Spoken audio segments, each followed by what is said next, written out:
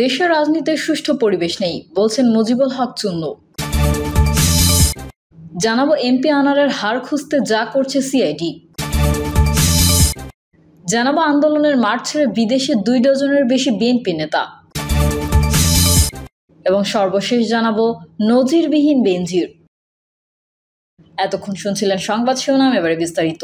তবে তার আগে অনুরোধ থাকবে আমাদের চ্যানেলটি সাবস্ক্রাইব করে বেল আইকনটি ক্লিক করুন। দেশের রাজনীতির সুষ্ঠু পরিবেশ নেই বলছেন মুজিবুল হক চুন্নু। দেশের রাজনীতির কোনো সুষ্ঠু পরিবেশ নেই বলে মন্তব্য করেছেন জাতীয় পার্টির মহাসচিব মোহাম্মদ মুজিবুল হক চুন্নু। জাতীয় পার্টির মহাসচিব বলেন, দেশে কোনো সুষ্ঠু রাজনীতির পরিবেশ নেই। শাসক দলের টাকা, প্রশাসনের দৌরাত্ম্য, দলীয় আওয়ামী লীগের নেতাকর্মীদের দুর্বৃত্তায়নে অন্য কোনো দল টিকে থাকতে পারছে না। বর্তমানে উপজেলা নির্বাচনে আওয়ামী লীগ সমর্থিত প্রার্থীরা এত টাকা খরচ করছে, তার সামনে অন্য কোনো প্রার্থী দাঁড়ানোর মতো সাহস ও ক্ষমতা নেই। তিনি বলেন, ব্যাংকের টাকা লুটপাট হয়ে গেছে, ব্যাংক খালি। সাবেক অর্থমন্ত্রী সহ 4 জন এমপির স্ত্রীকন্যাদের নামে রিক্রুটিং এজেন্সি করে ম্যান পাওয়ার লাইসেন্স করেছে। মালয়েশিয়া যাওয়ার জন্য সরকার 70 থেকে 80 হাজার টাকা নির্ধারণ করা সত্ত্বেও রিক্রুটিং এজেন্সি 6 থেকে 7 লাখ টাকা নেওয়ার পরও ভুক্তভোগীদের মালয়েশিয়া পাঠাতে পারেনি। এসব রিক্রুটিং এজেন্সি নিয়ন্ত্রণ করতে সরকার ব্যর্থ হয়েছে।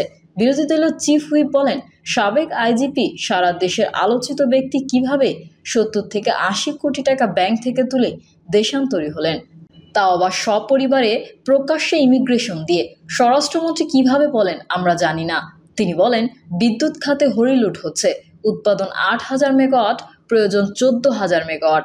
28,000 মেগাওয়াট বিদ্যুৎ উৎপাদনের জন্য জরিমানা দেন 46,000 কোটি টাকা। জরিমানা দেওয়ার টাকা আছে, কিন্তু বিদ্যুৎ কেনার টাকা নেই। কোনো সিন্ডিকেট সরকার নিয়ন্ত্রণ করতে পারছে না।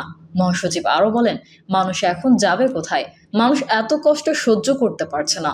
আওয়ামী লীগ ও বিএনপি তাদের জন্য ভালো কিছু করতে পারেনি, তাই বিকল্প একটি দল দেশ পরিচালনার জন্য খুঁজছে। পল্লীবন্ধু হুসেইন মোহাম্মদ এরশাদের উন্নয়নের কথা স্মরণ করে জিএম কাদেরের নেতৃত্বে জাতীয় পার্টির কথা ভাবছে।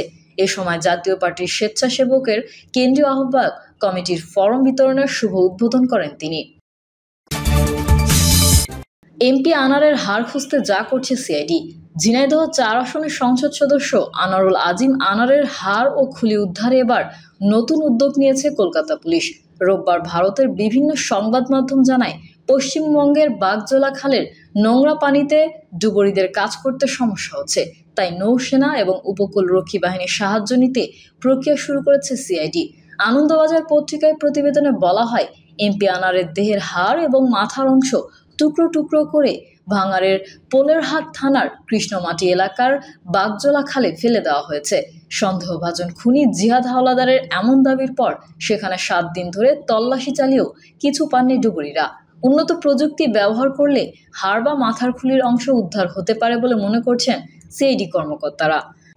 এর আগে কলকাতার নিউ টাউনের সঞ্জীভা গার্ডেনের বিলাসবহুল আবাসনের সেপটিক ট্যাঙ্ক থেকে যে মাংসপিণ্ড উদ্ধার হয়েছে সেগুলো আনারের কিনা তা জানতে ফরেনসিক পরীক্ষায় পাঠানো হয়েছে।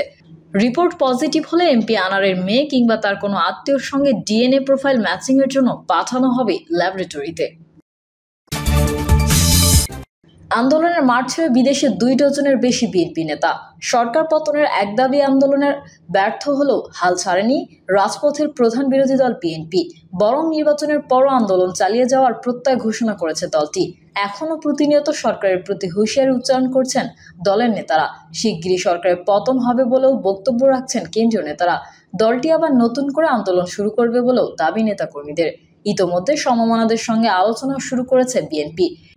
গত মেতে 12 দলীয় জোটের সঙ্গে বৈঠক করেছে বিএনপির লিয়াজো কমিটি, কিন্তু বিএনপি যখন আন্দোলনের প্রস্তুতি নিচ্ছে ঠিক সেই সময় আন্দোলনের মাঠ ছেড়ে বিদেশে অবস্থান করছেন দলটির 2 ডজনের বেশি কেন্দ্রীয় নেতা। ফলে সরকার বিরোধী আন্দোলনে কেন্দ্রীয় নেতাদের ভূমিকা নিয়ে নানা প্রশ্ন উঠেছে। বিএনপির দায়িত্বশীল সূত্রগুলো বলছে, জাতীয় স্থায়ী কমিটির চেয়ারপারসনের উপদেষ্টা কাউন্সিল সহ নির্বাহী কমিটির কর্মকর্তা ও সদস্যদের মধ্যে অন্তত 28 জন এখন বিদেশে আছেন। এদের অনেকেই দেশে মামলা, হামলা ও নির্যাতনের শিকার হয়ে বিদেশে যেতে বাধ্য হয়েছেন, আবার কয়েকজন গেছেন উন্নত চিকিৎসা নিতে। জানা যায়, দলের ভারপ্রাপ্ত চেয়ারম্যান তারেক জিয়া দীর্ঘদিন ধরে লন্ডনে পলাতক আছেন, সেখান থেকে দলের নেতৃত্ব দিচ্ছেন। এছাড়াও খোঁজ নিয়ে জানা যায়, স্থায়ী কমিটির সদস্যদের মধ্যে এখন বিদেশে রয়েছেন আমির খসরু মাহমুদ চৌধুরী, ইকবাল হাসান মাহমুদ টুকু। চিকিৎসার কাজে দীর্ঘদিন ধরে দিল্লিতে অবস্থান করছেন বিএনপির স্থায়ী কমিটির সদস্য সালাউদ্দিন আহমেদ। চলতি বছরের মার্চে ভারতের শিলং আদালত যাকে খালাস দিলে কিছুদিন পর তিনি দিল্লি যান। সেখানে তিনি স্ত্রী সহ অবস্থান করছেন। উপদেষ্টাদের মধ্যে বিদেশে রয়েছেন কাজী শাহ মোফাজ্জল হোসেন, ডক্টর ওসমান ফারুক ও গিয়াসউদ্দিন কাদের চৌধুরী। নিষ্ক্রিয় রয়েছেন অ্যাডভোকেট হারুন আল রশিদ আর মেজর জেনারেল মাহমুদুল হাসান সহ আরও কয়েকজন। নজিরবিহীন বেনজির যখন ক্ষমতার অপব্যবহার করে অর্থ সম্পদ বানাচ্ছিলেন, তখন সরকার তাকে একের পর এক পুরস্কারে ভূষিত করছিল। সেরা করদাতা ও শুদ্ধাচার পুরস্কার ছাড়াও বেনজিরকে 2011 থেকে 2019 সালে মোট 5 বার পুলিশ বাহিনীর সর্বোচ্চ পদক বাংলাদেশ পুলিশ মেডেল দেওয়া হয়। বাংলা ভাষায় একটি জনপ্রিয় প্রবাদ আছে, আগে দর্শনধারী পরে গুণবিচারী। র্যাব ও পুলিশের সাবেক প্রধান বেনজির আহমেদ ছিলেন তেমন দর্শনধারী একজন ব্যক্তি। স্মার্ট, সুদর্শন, কথা বলেন সুন্দর করে গুছিয়ে। যতদিন পদে ছিলেন ততদিন তার গুণ নিয়েও কোনো গুঞ্জন বা প্রশ্ন ওঠেনি। এই নম্র ভদ্র স্বভাবের ব্যক্তিটি পুলিশ প্রধান হিসেবে অত্যন্ত দাপটের সঙ্গেই তার দায়িত্ব পালন করেছেন। অবসর গ্রহণের 2 বছরের মাথায় সেই লাজুক রাঙা সুন্দর চেহারার হিরো মানুষটি আকস্মিকভাবেই ভিলেন হিসেবে আবির্ভূত হয়েছেন।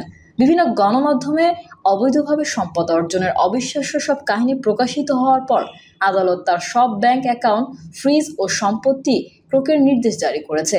আদালতের এই তোলপাড় করা নির্দেশের পর বেনজিরকে কোথাও খুঁজে পাওয়া যাচ্ছে না। হ্যাঁ, শত শত কোটি টাকার সম্পদ বানানোর চমকের পর তিনি আবারও চমক দেখিয়েছেন। একটি টেলিভিশন জানিয়েছে, সম্পত্তি জব্দের নির্দেশের আগেই সব বেচে দিয়ে গত 4 মে সিঙ্গাপুরের উদ্দেশ্যে ঢাকা ছাড়েন তিনি। যাওয়ার আগেই নিজের ও পরিবারের সদস্যদের নামে থাকা ব্যাংক অ্যাকাউন্ট থেকে তুলে নিয়েছেন টাকা। বেনজিরের সম্পত্তি বানানো এবং সকল ব্যাংক অ্যাকাউন্ট থেকে টাকা তুলে নিয়ে দেশ ছেড়ে যাওয়ার ঘটনাটি বর্তমানে টক অফ দ্য কান্ট্রি। সকলের বিস্ময়, তিনি এত সম্পত্তি বানালেন কিভাবে।